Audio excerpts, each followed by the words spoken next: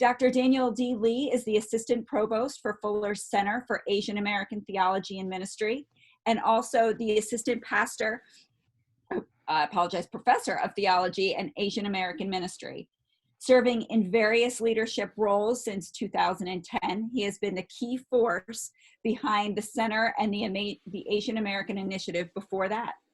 Dr. Lee's research areas focus on the Reformed tradition and contextual theologies, and he brings broad ministry experience to his work. Ordained in the Korean Presbyterian Church Abroad, KPCA, he has served in pastoral roles in both New Jersey and Southern California. Dr. Lee is the author of the book Double Particularity, Keith Karl Barth, Contextuality, and Asian American Theology, as well as several other books and chapters and articles. Dr. Lee, thank you very much for joining us. Thank you so much for having me. So today I'm going to modify my presentation a little bit. Mary and I planned this thing like way back before actually the Black Lives Matter protests. So I'll modify our presentation to Asian American ministry amid COVID-19 and Black Lives Matter protests, because that's actually what's happening. And I think it's really important to understand that. And there's a lot of overlap in terms of the basic things we have to understand. So let me share my screen and then we'll get started.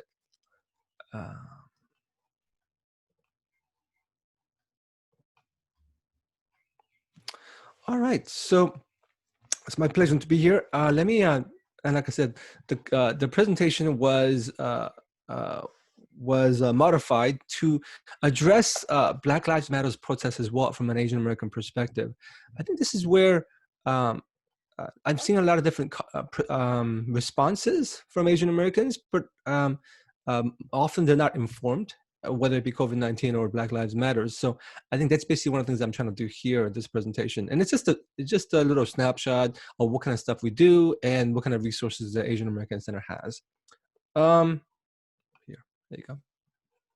So the Fuller's Asian American Center, actually our center is a center along with the Purnell Center for African American Church Studies, Central Latino, and Korean Center. We have 4 ethnic centers, and Asian American Center addresses the Asian American context, not Asian context, obviously.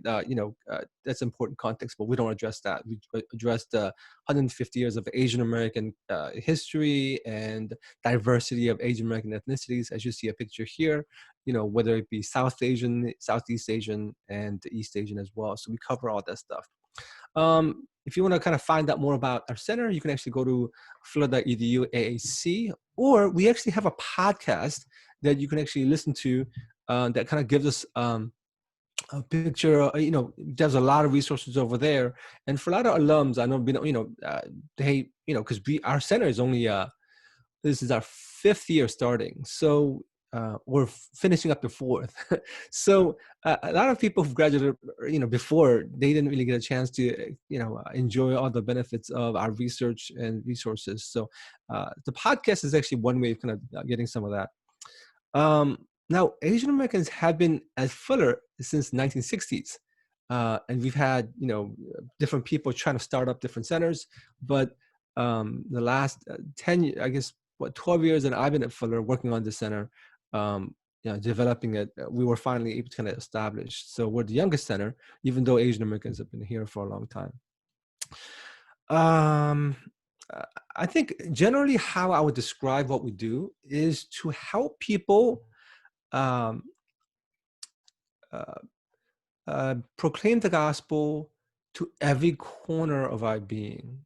And that basically means the particular pains and suffering of Asian Americans, the proclaim God's particular healing, the particular sins and struggles, whether it be like, education. It sounds like a great thing, but sometimes that can be a way in which we find ourselves away from God.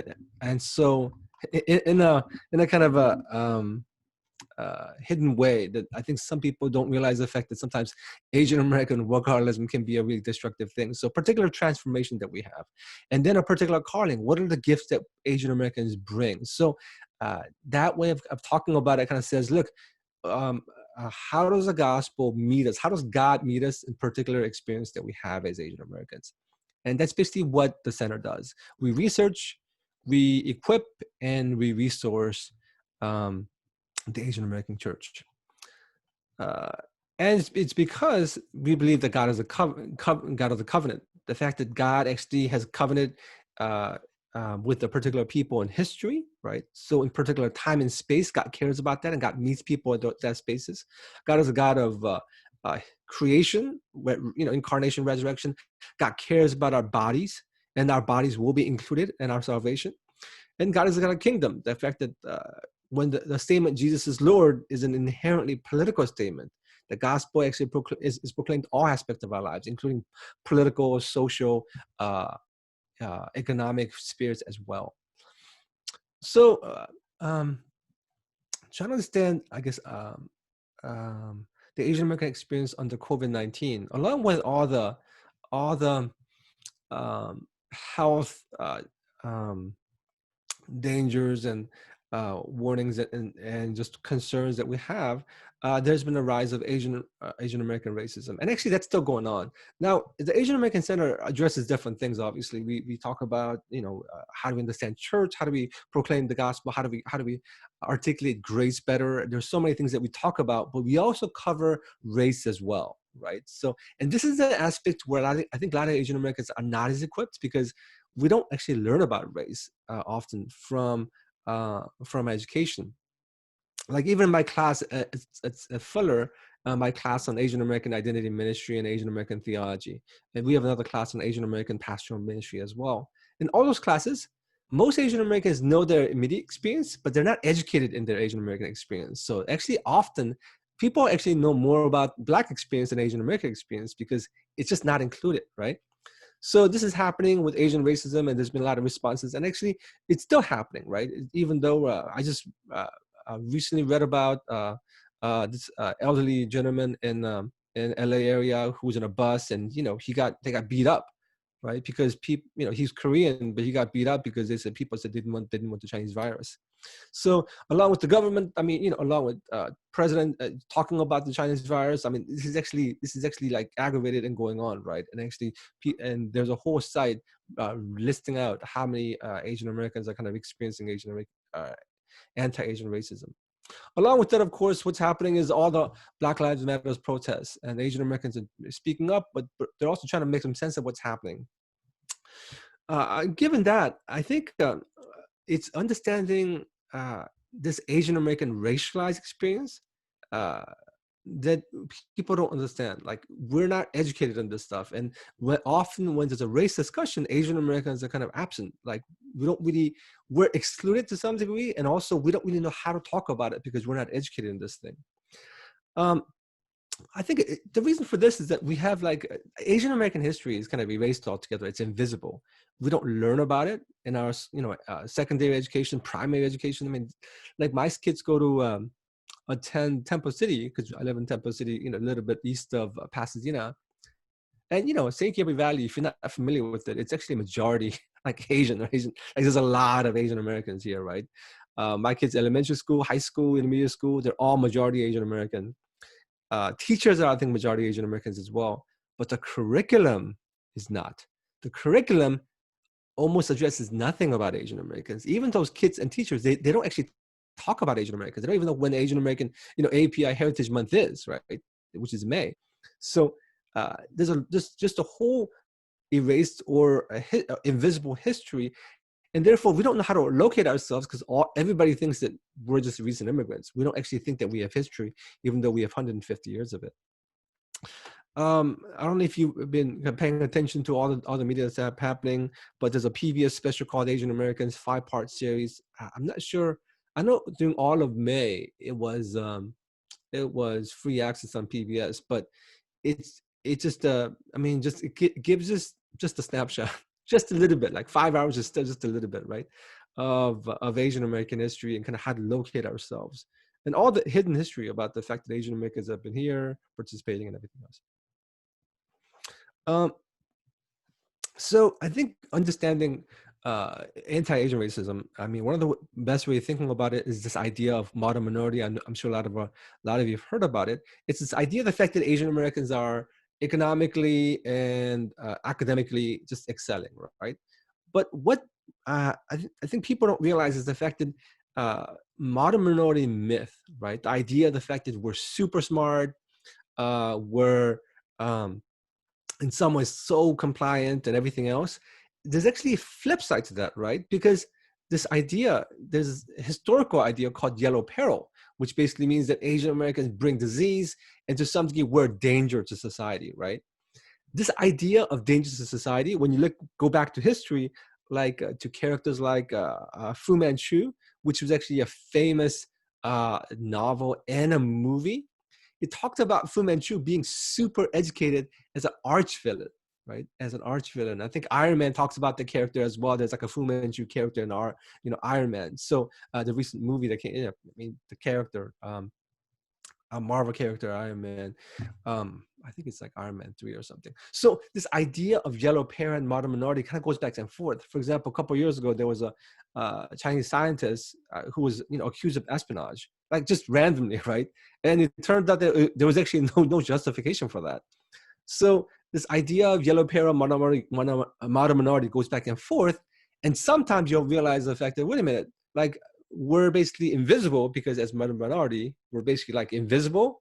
And other times we'll be visible and then be experiencing racism.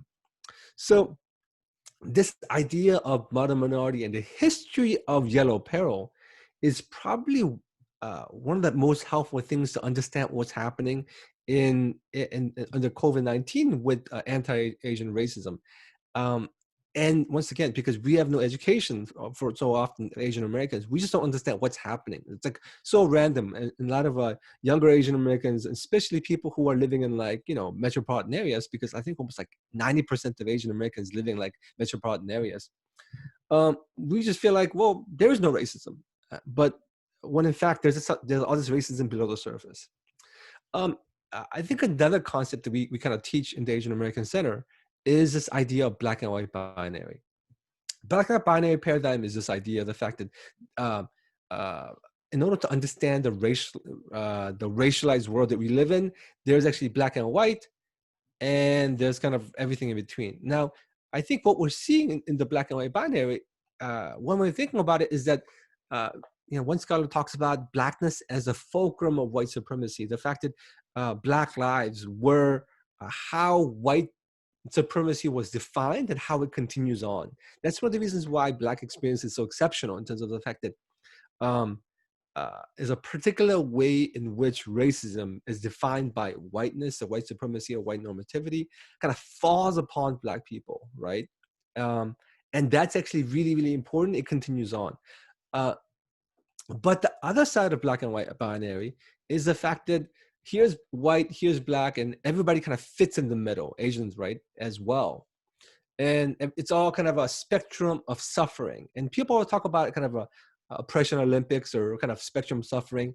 This is actually true to a degree in terms of like what we talked about in terms of black experience being exceptional, right?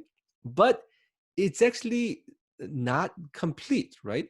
Because it ignores kind of ethnic and cultural difference. For example, like for Indian Americans who are Asian Americans, I mean, they get experienced, they get treated almost like black people, right? In the South, for example, there was a Indian grandfather visiting this Indian American family because his son had a baby, and he was walking around the neighborhood. This is like in Georgia or something, or North Carolina, I can't remember where. The cops came over, slammed him down, and he got paralyzed. Like the guy broke his neck, right? And so he was able to recover a little bit, but that gentleman and the policeman just got off totally free. I mean, basically he had an experience as though he's black, right? So that kind of erases all the differences in between, and more importantly, it experiences the fact that there's actually Asian American experience something totally different in terms of how we experience racism, right? Often, like I said, COVID-19, like, does it register as racism? Sometimes media don't really pick that up, and we have to kind of figure out, like, is this racism for a lot of people? And people say, well, given the spectrum, it's not really racism, when in fact, it's a different kind of racism, right? I mean, obviously, Asian Americans are complicit because, especially if you're light skinned, then and you're not a darker skinned Asian American, you have white privilege, and to some degree, that's actually, and then as a matter of fact, as because we're kind of staying invisible and not speaking up, we become complicit in the systems and oppression that's happening. At the same time, Asian Americans suffer structural racism together. And this is largely so invisible that Asian Americans, if they're invisible and they just kind of stay and do nothing, then we can kind of go along with the system. But often, especially as you move up the ladder anywhere, in the corporate ladder or hierarchy ladder within an institution, they start feeding a lot more racism, especially when they make themselves visible and say, this is basically who I am as an Asian American. Then actually you end up facing racism a lot more. And of course, we suffer this erasure as well, right? It's experienced differently, but we do experience racism as well. Well, in any case, I think understanding the history and the context of Asian Americans is then you're able to be informed, right? And so many Asian Americans, once again, and so many Christians as well, I think, tend to think that, well, I'm a child of God, so it doesn't really matter, like, what my racial experience is. But this is where I see we once again go back to the God of history, God of covenant, and the God of kingdom. The fact that God enters history, and God cares about the particular bodies that we have, and also God is here casting out kingdoms and principalities and bringing about justice, right? So when you understand that history, then you can figure out exactly how you can speak up, because you're like, well, what's really happening? And that's basically one of the reasons why so many people were trying to, during the anti-Asian racism, and which is still going on, people were trying to understand it, and a lot of them were going to Asian American studies and Asian American history and saying, what's really happening and why is this happening? Is this isolated, or is this something that's actually been going on historically? And you realize the roots of it go very, very deep, right? I think the other aspect of it is when you understand history and understand yourself racially and understand the fact that God meets us in this particular bodies and historical context, then you can actually be in solidarity with other people of minority, and especially enter the Black Lives Matter kind of protests from an informed perspective, like understanding, okay, so this is not about individual people. This is not about bad cops. This is not about one or two people going wrong. I mean, otherwise a protest will be like, to some degree, like, too much. Like, it'd be like overreaction, right? International protests for one or two people, that's not what's happening. It's actually talking about something fundamentally historic and also broad, that is not just about the police system, but what's happening within our it's basically the racism that's been baked into our American society, right? And that really still persists. And like I said, Asian American experience is differently, but it actually impacts all people of color in a particular way, right? All right. So given that, I think the question is, how does this impact our worship? How does that impact our discipleship, and how do we impact our missions, right? How do we, when we do worship, how do we make sure that we are thinking about these matters? When we think about discipleship and the mission of the church, what does it mean for these realities, for God to see us, God to enter history? What does it mean for us to take those into consideration? And I just kind of quickly go over 3 points, which is, I think, the idea that we live in these bodies, that our worship and discipleship and mission has to involve concrete bodies. What we can't do is talk about kind of this generic color blindness. Oh, we're all child of God. Because even as child of God, we actually come to God in these bodies, and God will redeem these bodies, right? And Black bodies as well. That's basically why it matters to see them. And so as much as, I think some people think that the solution is, well, there's no racism, there's actually no difference, it's all colorblind. That colorblind theology actually ends up being very, very detrimental, and actually it ends up causing problems because we don't really see the realities of people's lives. And we don't really bring our bodies into worship, into discipleship, into mission. And also to incorporate justice as well. And the fact that, like I said, when we talk about um, uh, um, kind of our salvation, that and it's in the kingdom. I mean, the kingdom of God is not just a spiritual reality and a personal reality. It is actually a reality that involves our concrete world. It involves our physical world. It involves our politics. And the Bible talks about over and over again this idea of concrete justice, whether it be in the Old Testament with Isaiah or Amos, or whether in the New Testament when Paul's talking about powers and principalities that exist, right? When we say Jesus is Lord, it's actually, well, because back then, who was Lord? Well, it was Caesar was Lord. But to say Jesus is Lord was a profoundly political statement, right? And so once again, I think generally kind of seeing the difference, whether it be cultural, racial, economic, kind of seeing the difference and kind of understanding the fact that individually seeing difference and community seeing difference is part of how we should do worship, discipleship, and mission as well. I think for Asian Americans, one of the biggest things, once again, is kind of understand who we are as Asian Americans and invest energy and time into that. Because that's not something that we've got through our just regular education, right? Our school education, even a college education, and also seminary education as well. We kind of, what we got so much is kind of education that's kind of centers around kind of white experience. And that those tools are helpful, but often they actually kind of distort Asian American experience, or they don't really help us in the particular challenges that we have. So I just want to kind of open this up for some Q&A. And, I just want to say that the Asian American Center is here for all of our Asian American students and all the alums. So, and this is my email address over here. Feel free to reach out and contact. I do video conferencing pretty much throughout the country and sometimes internationally as well. I mean, I have people contacting me from Australia and Canada and other places. So I do this on a regular basis. We're probably we are pretty much the only functioning Asian American ministries, like theology ministry center, like in the world. And Fuller's invest a lot of energy on this to make sure that we actually do this well.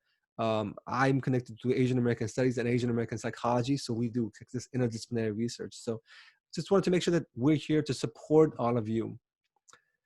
That's it. So we're open to Q&A. Thank you, Dr. Lee. Our first question is, what obstacles do you see as Asian Americans facing in regards to being able to advocate for themselves and for others in this time of COVID-19 and the Black Lives Matter movement? Yeah, I mean, once again, this is basically how modern minority works. Modern minority myth, which is actually earlier on, like, there's a great book called, what a minute. Well, there's actually different books on modern minority, right? There's actually a book called Color of Success. There's another book called Modern Minority Myth, like how Asian American experience racism. In both cases, like, people just have no history, right? And Modern Minority Myth works this way. Asian Americans get to succeed academically and economically, right? But as long as we don't have cultural power and political power, it's kind of a contract, right? And so as long as we stay invisible and don't make any trouble and don't question the system, then you can be financially and economically, financially and academically successful. But there's a historical root to that, right? And I think some people think that, oh, Asian Americans are pretty much white people. We have all the privilege, but they don't see the full picture of how modern minority works. So because we're so uneducated as a whole community, we don't know how to talk about these things. Even when we enter the discussion, it's really, really difficult to do so. So it's almost as though, I mean, I tell Asian American students on a regular basis, we're excluded from the race discussion and then we're blamed. So I think we have to see both parts.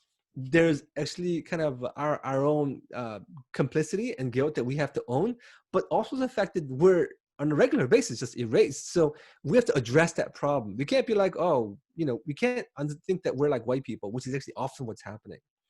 Just having the vocabulary to articulate and having such little vocabulary, right? Because we literally have no education. Like my students look like they're kindergartners. I mean, they don't know how to articulate Asian American experience because all they learn is pretty much white experience primarily because they thought they were white, maybe some black experience, but they know it doesn't apply to them directly. So that lack of self-education is probably one of the most difficult things. And then because of that, a lot of people don't register anti-Asian racism as real racism. So they're like, whoa, you're just like white people. I'm like, that's not really what's happening because once again, they don't know about it either. Like nobody knows about Asian American history. The fact that first first racist immigration law was against Asians, right? The only concentration camp that we had in the US was against Asian Americans. Like nobody knows this history. So of course we're going to be just totally blind and not knowing how to talk about these things. Great, thank you. Next question. Thank you. Thanks for letting, oh, sorry. From your perspective, what are the future directions for interdisciplinary research in regards to Asian American theology and ministry? I think one of the biggest problems that we had with Asian American theology as I studied it is that a lot of Asian American scholars, like theologians, especially Asian American Christians in general, they don't actually connect with Asian American studies. And so I read some of these books on Asian American theology, and there's some that know Asian American studies, but once again, there's a general ignorance about Asian American studies and Asian American psychology, both of which have been around for 50 years. So when I think a lot of Asian American theologians, they either look at their own experience or they look to missiology. The only problem is missiology isn't really developed for like an American experience. It's actually built for like a foreign experience, like international experience. So when you use those tools for Asian Americans, you end up with kind of a weird, you end up focusing on cultural heritage, but you don't really talk about racial experience. And those things all intersect. So that's basically why you end up with kind of a skewed understanding of the Asian American experience. Even a lot of Asian American ministry books, I've been really grateful for all the books that are out there. But once again, profoundly ignorant about the Asian American studies that's been around for so long.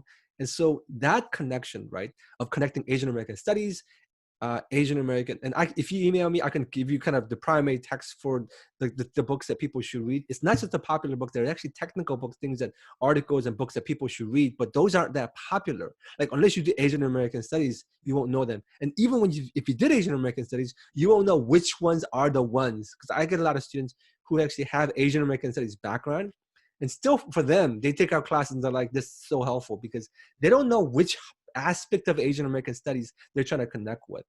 And so, I mean, there are other people, I think, slowly doing all this research. Like, I'm trying to figure out how Asian American theology connects with Asian American psychology, like trauma studies, attachment theory, family systems theory. Like I have a chapter coming out in this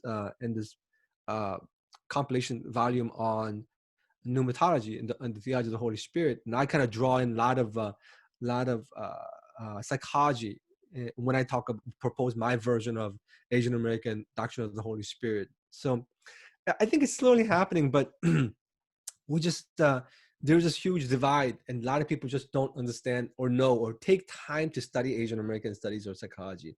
Unless we do that, our Asian American theological reflection will be very, very shallow. So. Thank you. How do you see this Asian American experience resonate for Asians in other Anglophile worlds like Canada or the UK? Yeah, I mean, so I didn't share it here. There was actually a kind of a conceptual tool that we call the Asian American Quadrilateral.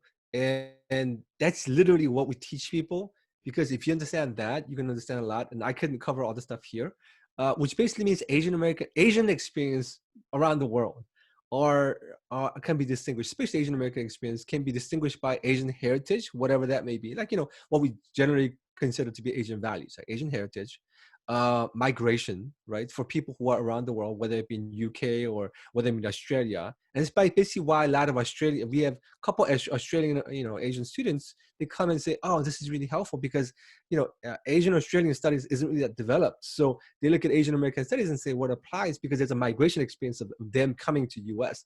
I say migration because there are a lot of refugees, and that's not immigration. Third thing is just American culture or Western culture, right? How do we interact with that? And the last thing is racialization. All those aspects of it, it matters for Canadians, but they matter differently. Actually, even in the US, these four things matter differently. So I teach people everything to say, okay, think about how it impacts you where you are, right? I'm originally from Virginia, and how these four things interact in Virginia. And I'm a 1.5 generation Korean American who grew up in Virginia, right? Um, and I'm a Gen Xer, right? So when you see that, these four things interact differently. Whereas if I was like a fifth generation Chinese American from like, who grew up in like, Sacramento, or if you're like second generation, like, Indian American who grew up in New York, right? You just have a very different experience depending on where you're growing up around the country or around the world. And these four things help you locate yourself and to figure out what resources you need. And that's basically why we teach these things to say, how do you think about where you are? Because I can't teach one size fits all. Asian American experience is so broad. Even I'm Korean American and I teach everything, right? Southeast Asian, East Asian, and East Asian, Southeast Asian, and South Asian, the whole gamut, because I give people tools to think, not like, here is what my experience is, because that'd be way too narrow and it wouldn't benefit a lot of people. The ability to kind of locate yourself and think is basically one of the most important things. But given that, you can apply that to UK, you can apply it to Canada, you can apply that to Australia as well. So other places like that. Thank you. Our last question for the morning. Asian Americans are under the overarching system of white supremacy, but East Asian Americans are also under the Confucian subsystem. How do second generation Asian Americans address issues of oppression within the greater American culture and within their respective context when speaking out is frowned upon by first generation and Asian subsystem? Yeah, that's really helpful. So I just talked about the quadrilateral. And what I tell people is the fact that these various elements from the four kind of converge, right? You have a kind of a contextual confluence. Like, for example, you might have, you might have kind of a duty orientation that comes from Confucianism for East Asians, right? Which basically focuses on kind of hierarchy, authority, and duty, and that kind of suppresses. And it turns out historically, Western Christianity focused on duty too, right? It's actually, I mean, that, so it's, when you think about WWJD, it was actually ethical, what would Jesus do? It was actually ethical reduction of the gospel. It actually comes from like Enlightenment and kind of Immanuel Kant, who basically try to morally reduce the gospel to kind of, or reduce the gospel from an ethical perspective to kind of moral principles, universal moral principles. When those two things overlap, if you come from a very conservative, kind of fundamentalistic kind of spiritual background, along with kind of Confucian background, when these things overlap, it ends up being like super legalism, super moralism, which is very toxic. And you have to see both, right? So often I think we have to kind of be able to articulate what the sort of general various strands are. But for us to do that, we have to understand this and this. I think for a lot of Asian Americans, I tell people that, my students, that what we don't want to do is to pathologize like Asian American values, because you want to deal with, like, for example, even Confucianism. I mean, I've spent like years, like over decades, trying to understand Confucianism because it's very complicated. You get like a fortune cookie version of it, often a lot of people, but I mean, it's like, it's a tradition over 2,000 years old. Like how much do you have to study to understand this thing well? I mean, if you compare it to like Christianity, for example, you can say, well, look at what's happening in white evangelicalism. This is basically what Christianity is, but that's not really what's happening, right? You can look at Roman Empire, you can look at Christendom, you can look at different places in history, and you realize that's a very different thing, as opposed to what Jesus says in Sermon on the Mount. In the same way, you can look at the Confucian tradition and saying, look, this is actually patriarchal, oppressive, hierarchical, and it's actually all bad. But I'm like, well, have you, I mean, it's over 2,000 years old. Have you really understood, do you understand what this tradition really means?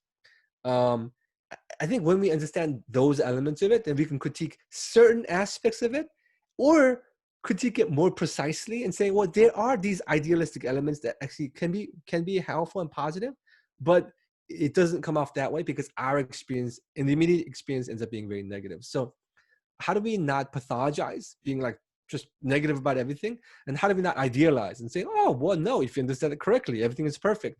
I mean, even Confucian scholars talk about the fact that, oh, no, there are fundamental problems here. There are problems within the tradition, but they're more precise about what the problem is. When we deal with, whether it be dealing with, white supremacy and white normativity, uh, um, which is not just talking about KKK, right? We're not talking about just people who are explicitly racist, but we're talking about all the implicit ways in which, in unconscious ways, affected racism is part of the American system, whether it be in the school, or in the media. I mean, even in theological education, right? I'm the chair of the Diversity Council at Fuller. I'm the co-chair along with this other person, and I mean, last how many years, Fuller has been trying to figure out how do we actually have theological education that's going to be really appropriate for different kind of people, because for so long, it was literally education for white males in suburbia. And you realize, wait a minute, those things can be helpful, but if you just think that those questions and those resources will help like people who are not in those communities, what's going to happen is that you're going to think that um, people, like, this is basically what I find often. I find Asian American students who say, I've learned great things at seminary, and I go to my community and it doesn't work. And it must be because my community is so messed up. Like, my community has so many weird problems. I can't use this amazing resources I learned from my famous white professors. That's what they realize. They blame the community. But after like 5-10 years, they realize, wait a minute, like, that's not what's happening. We literally we're a different context and a community. We have different issues and problems, and these resources weren't made for us. That's basically what you have to realize. So what we're trying to do right now is to make sure that we actually have various resources. So when you kind of take these ideas, it actually connects more, and you don't pathologize your own community and saying, oh, something is wrong with our community. It's just a different community. Like, how do we, and we have particular problems as gifts. So I think that contextual understanding is not how we taught before. And so it kind of put a burden on a lot of, I think, people, faculty, students of color. And we want to make sure we do that better. So those are broader problems in terms of just understanding tools and having more precise ways of dealing with, whether it be Confucianism or whether it be white supremacy or whether it be migration trauma, all the different things that we have. We just need a really robust vocabulary to identify problems and to deal with them precisely, right? With a scalpel is what I say, not with a sledgehammer. Not like Asian culture is bad, bam. Like, well, I mean, that's in you. So you're gonna hurt yourself in the process unless you say, well, this aspect of Asian American culture is really toxic, but this aspect might be redeemed for something. That nuance is what we need, and we don't have that unless you actually have like a college level, at least at least the college level. We don't even have that. We have like kindergarten level of articulation. We need graduate level of articulation in terms of how to talk about the Asian American experience, and Asian American Christian community, we just don't have that unless you've studied, and that kind of resource is what we're trying to create. Thank you so much, Dr. Lee. It has been a tremendous conversation. I want to thank everyone else for participating too and sending in your questions.